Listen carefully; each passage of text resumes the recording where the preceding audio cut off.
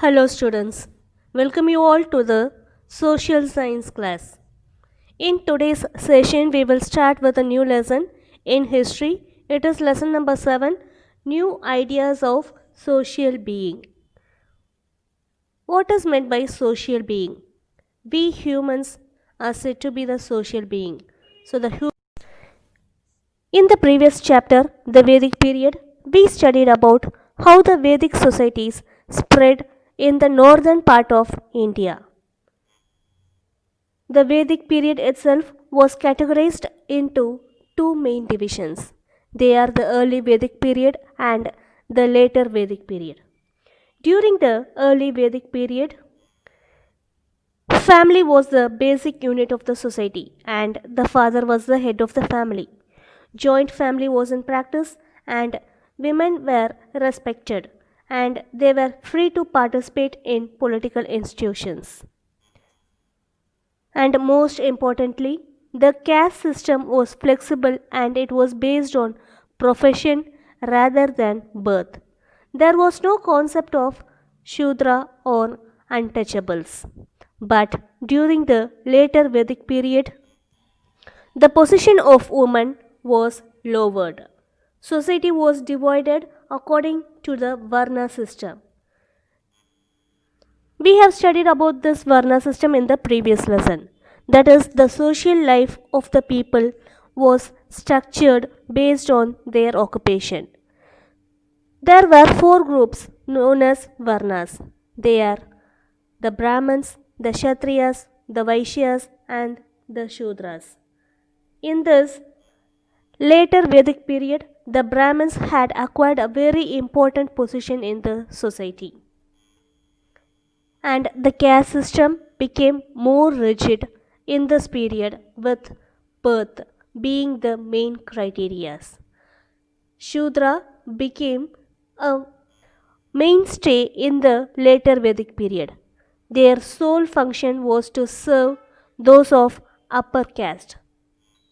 And thus, during the later Vedic period, the Brahmins had acquired a very important position in the society, and the working class people, that is, the people who come under the Shudras category, has to serve the people of the upper caste. In this lesson, we shall study about the Upanishads and two new religions, Buddhism and Jainism, which came into existence and spread new ideas to life and religion. Now let us see the learning objectives. In this lesson we shall study about the later Vedic period, Upanishads, Jainism and Buddhism. Later Vedic period. As we have already studied, in the later Vedic period, the Brahmins had acquired a very important position in the society as they were in the topmost level of the Varna system. They were dominating in every aspect of the life of people. They said education is their birthright and thus the people of other caste and other levels of the Varnas were not provided education. Sanskrit language is well known to the Brahmin society. Since only they knew how to read Sanskrit, they started to interpret the religious text to Sanskrit. That is, they started to translate the important religious text into Sanskrit language.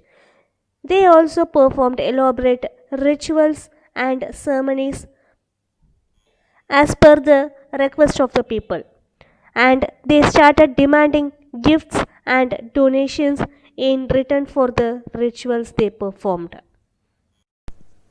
And thus, the social life of the people was divided based on their occupation. There was greed for land, property, and power among the various level of people, and thus there was conflict among the people of various levels in the society, and which led to many battles and deaths and disablement. Therefore, this situation led to the rise of a newer religious philosophies. Upanishads. The Sanskrit word Upanishad means sitting near or sitting close to and implies listening close to the guru or a spiritual teacher who has the basic knowledge about the universe. So the word Upanishad means sitting near or sitting close to. And these Upanishads are some of the sacred books of the Hindu people. The Upanishads are a part of large collection of sacred books of Hindus and called as the Vedas. Upanishad means sit down with the Guru and learn about the Atman, that is the soul. So, therefore, the Upanishads are the late Vedic Sanskrit text of religious teachings and ideas which are still followed in Hinduism. Time of composition. The historians have access to the date of composition of the Upanishads. These Upanishads are said to be composed during the later Vedic period around 800 to 400 BCE. But it is also said that some of the teachings have been added to these texts much later. So it is assumed that these Upanishads could not have been written by a single person. And thus it is proved that there is some commonality and some continuity of thoughts and approach among the spiritual teachers or gurus of various generations. The main books of the Upanishads. There are more than 108 Upanishads, but only few of them are considered to be important. According to the historians, sociologists, and philosophers, there are 7 Upanishads which are the most important, and there are also other 5 Upanishads which have some similar importance. The basic concepts preached by the Upanishads is that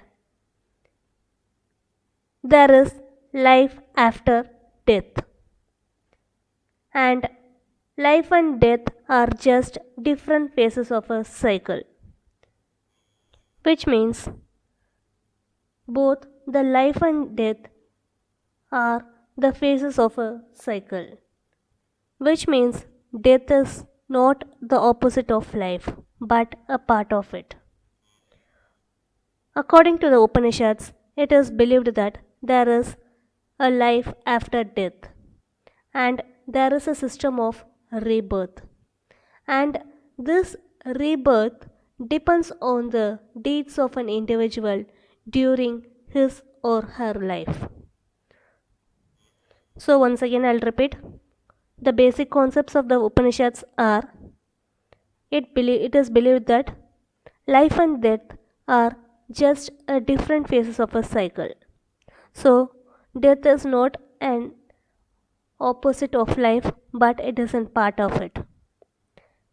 It is also believed that there is a life after death and there is also a system of rebirth. Rebirth means marjanma.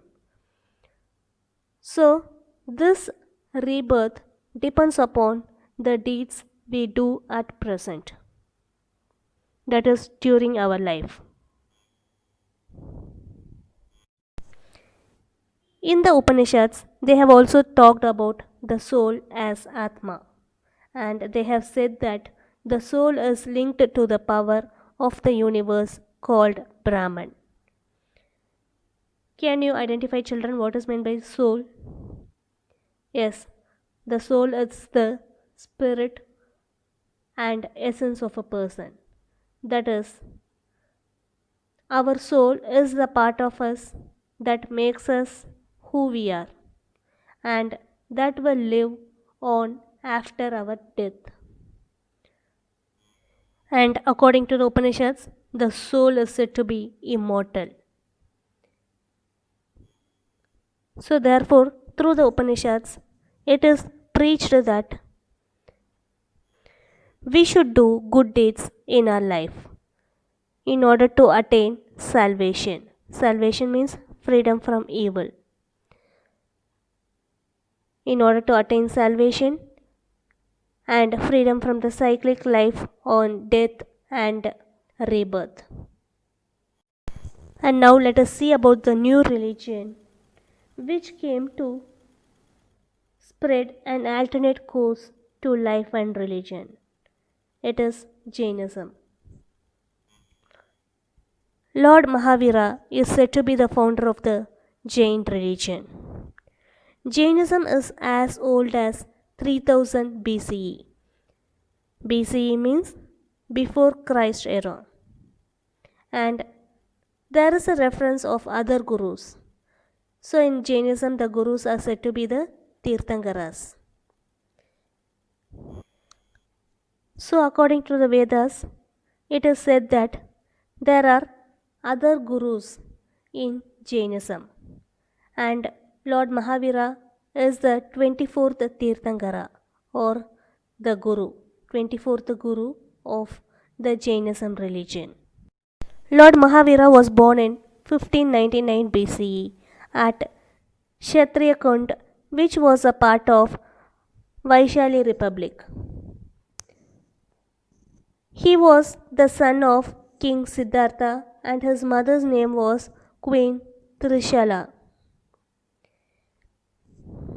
So, Lord Mahavira belonged to a very religious and orthodox family, and they followed Lord Parshvanath.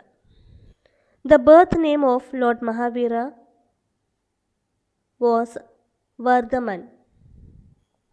So once again I'll repeat, children. Lord Mahavira was born on 599 BCE in a place called Kshatriya Kund, which was a part of Vaishali Republic. His father was King Siddhartha and his mother was Queen Tirshala. He belonged to a orthodox and religious family, and they worshipped Lord Parshvanath. His birth name was Vardhaman. The birth name of Lord Mahavira is Vardhaman. Lord Mahavira was a very courageous boy from his younger age. An incident to prove his courage was that he saved his friend from a snake, and due to his fearlessness and bravery, he was titled as Mahavira. We know that Lord Mahavira was born to a king. So, by birth, he was a prince, but he started to live a simple life from his young age itself. And unlike other children, he did not have any liking for material things. He quit the material world, that is, he left out his normal life and he started living like a monk, detaching himself from the worldly pleasures. So, a monk is a person who is usually separated from the outside world. He left his family and went into the search of enlightenment. Enlightenment means it is a term used to convey that the individual gains true vision and divine wisdom. So, Lord Mahavira left his family and went into the search of enlightenment. After leaving his family and the normal life, Lord Mahavira devoted the rest of his life to the preaching of the eternal truth of spiritual freedom to the people around India. Eternal truth means the truth which lasts forever. Lord Mahavira traveled wide. That is, he traveled a long distance, enduring the harshest of the climates. Enduring means withstanding the harshest of the climates. So, whatever may be the climatic conditions, he withstood the changing climatic conditions and traveled a long distance. And he met people from all walks of life. So, he met people from different categories of life, such as rich and poor, touchables and untouchables, who came to listen to his message. So, the people of various levels came to listen to the preachings of Lord Mahavira. The philosophy. Philosophy means Tattvangal. Lord Mahavira preached the necessity of life. They are the right faith. Faith means trust or belief. Right knowledge, that is the wisdom, and right conduct, that is the right behavior. So, Lord Mahavira preached the necessity of life, such as right faith, right knowledge, and right conduct. At the heart of right conduct of Jains are the following essential practices. So, the following are the essential practices followed in Jainism. First one is the non-violence. Non-violence means to cause no harm to any living being. Second one is truthfulness, which means to speak the harmless truth only. Third one is non-stealing, which means we should not take the things which do not belong to us without the owner's permission. That is, to take nothing which was not properly given. And the last one is non possession or non attachment, which means to detach. Detach means to be completely away from people, places, and material things. So, material things can mean anything, such as house, cars, jewelry, books. So, according to Jainism, we should be completely away from the likings of material things, and also we have to be detached from people and places. So, these are the four essential practices followed in Jainism. They are the non-violence, truthfulness, non-stealing, and non-possession or non-attachment.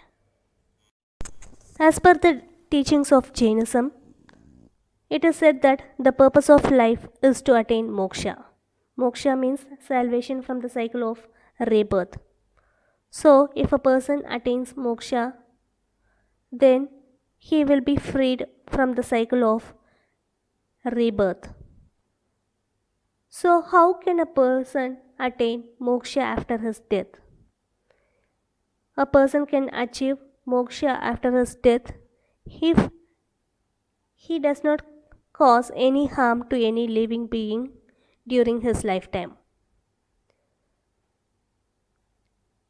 If a person does not achieve moksha after death, then the soul will be reborn. That is, there will be a birth after his death. Lord Mahavira used the Prakrit language in order to preach his philosophies. This language was understood by the common people. The monks and nuns strictly followed to the practices, while others they just observed to the preachings of Lord Mahavira. The decline of Jainism. A few centuries later, Mahavira's nirvana, that is, Lord Mahavira, died, and the religious procedures became more and more complex. That is, the religious procedures became very difficult. After years passed by, the followers of the Jainism religion felt it difficult to leave the worldly affairs and the materialistic life. That is, they felt very difficult to leave their family and the materialistic life.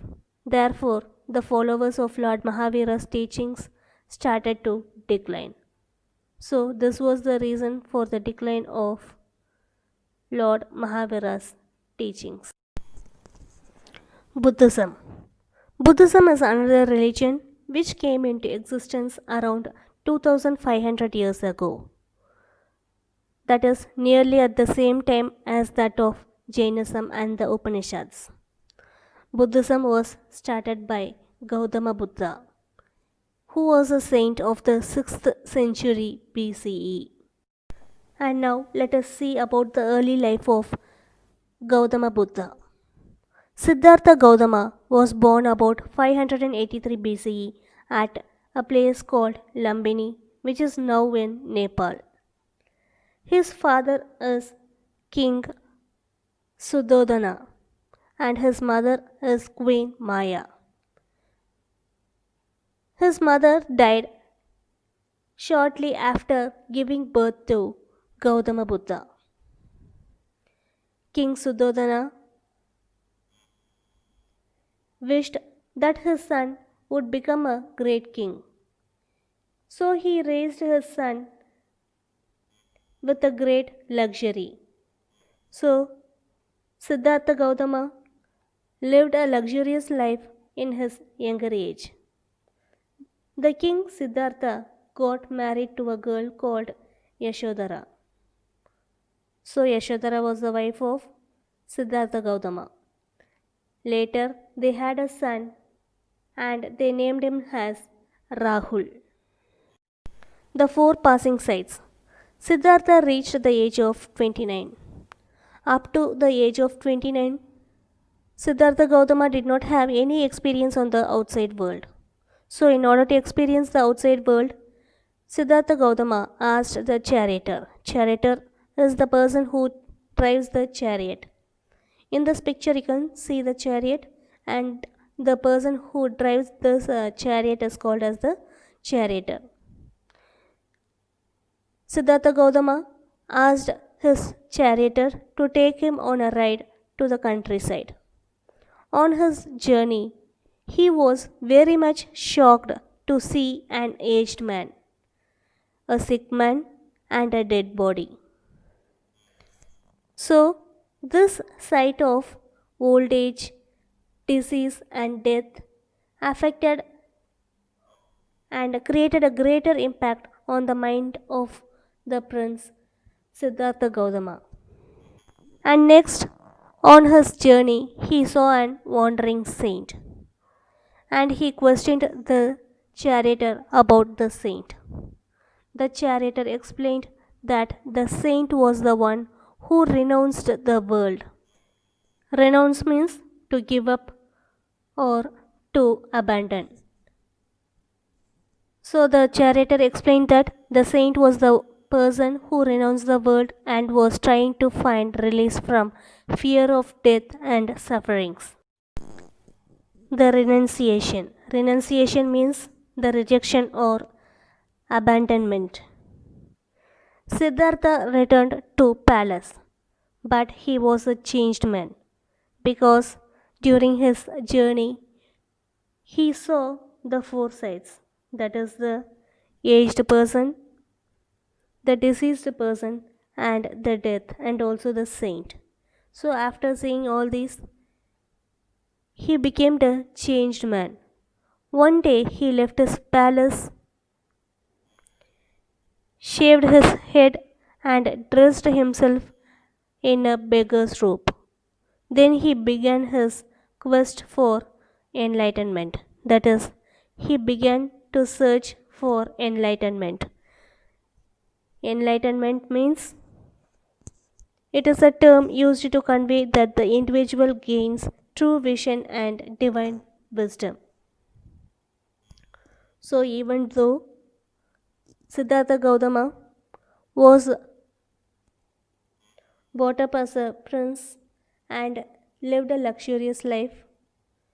He changed himself and dressed himself in a beggar's robe and went in search for enlightenment.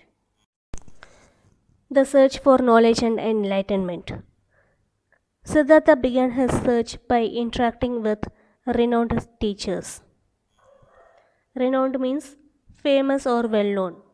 But even after learning all they had to teach, his doubts and questions about life and its meaning remained unanswered. So he, along with his five of his disciples, started on their journey to find enlightenment by themselves.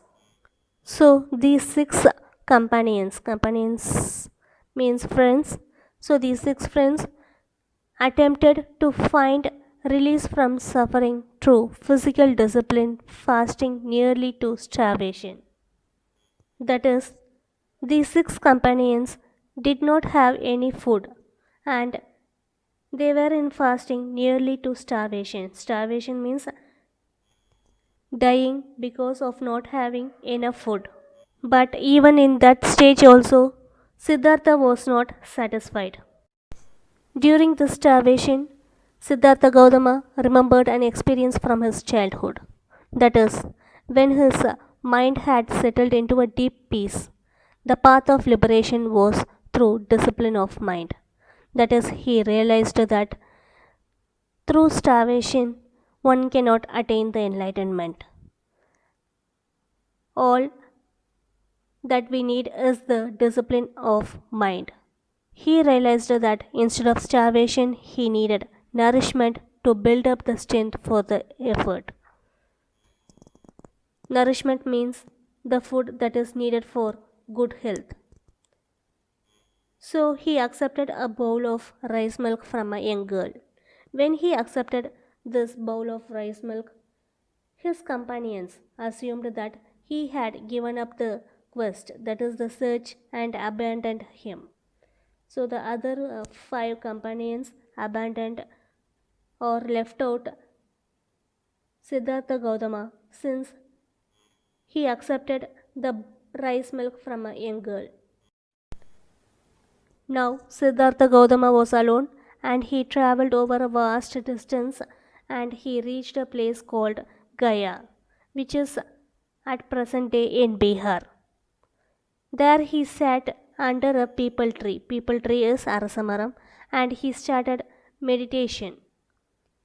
In that place, he attained enlightenment and came to be known as Buddha or the learned one. And that is why the tree is now known as the Bodhi tree. The preacher. At first, Buddha was reluctant to preach. Reluctant means he was unwilling to preach. After his enlightenment, Buddha went to a deer park at Sarnath, which is near Varanasi, and at present it is in Uttar Pradesh. There he found his five companions who had abandoned him, and to them he preached his first sermon. Sermon means lectures. Later, Lord Buddha devoted himself to teaching. Thereby, he attracted hundreds of followers. And eventually, he accepted to be with his father, King Suddhodana. That is, he accepted his father, King Suddhodana, his wife, who was a devoted person, Yashodhara, became a nun. Nun means it is the female version of monk. And Rahul, his son, became a novice monk at age of 7 and they spent the rest of his life with his father. The teachings. Some of the fundamentals of the teachings attributed to Gautama Buddha are that pain is a part of life and existence. Pain is caused by craving. Craving means longing for a materialistic life, greed, and lust. Lust is a desire to achieve something. So, therefore, the sufferings can be reduced or ended by following the Eightfold Path. This Noble Eightfold Path meant to maintain right view, right intention, right speech, right action, right livelihood, right effort, right mindfulness, and right concentration. Here, the word intention means aim or the goal. Lord Buddha did not believe in idol worship and rituals of yagna. Rituals means religious ceremonies. He was against the caste system. He believed that all human beings are equal and that we should all treat each other with dignity. That is, there must be a mutual respect to each other. And we should be kind and gentle to everyone, including animals. So, we must be kind to all living beings. We should have everything in moderation and not be greedy. That is, we must be satisfied with what we have. We should do good deeds as our actions affect us in not only the present life but also the next life. That is, the actions which we do now, that is, the deeds which we perform now at present, will not only affect our present life but also have its effect on the next birth. Books. The teachings of Lord Buddha were written in the Pali language, and the collection of his teachings were known as Tripitakas. The spread of Buddhism. Basically, Buddhism preaches the path of practice and spiritual development, and thus it gives an insight into the truth of life. That is, the Buddhism is based on realistic life. Therefore, Buddhism today is one of the major religions of the countries of Central Asia, Sri Lanka, Tibet, China, Korea, Japan, and Southeast Asia. So, we have completed the lesson, children. In today's session, we have studied about the later Vedic period, Upanishads, Jainism, and Buddhism. Under the Jainism, we studied about the philosophy and the reasons for the decline of the Jainism. Under Buddhism, we studied about the early life of Siddhartha Gautama, the four passing sites, the renunciation, the search for knowledge and enlightenment, the preacher, the teachings, the books, and the spread of Buddhism. Meet you in the next session, children. Do your homeworks and go through the exercises and question and answers given in the PDF. Thank you.